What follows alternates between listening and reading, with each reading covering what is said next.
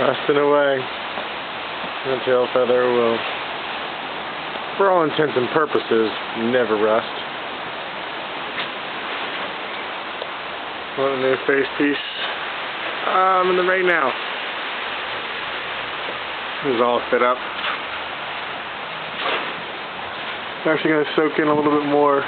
Oh, what on the camera? Gonna get sucked in a little bit more so the face won't bulb out as much, and I'll taper it exactly like a chicken head. Excited to be able to get this done.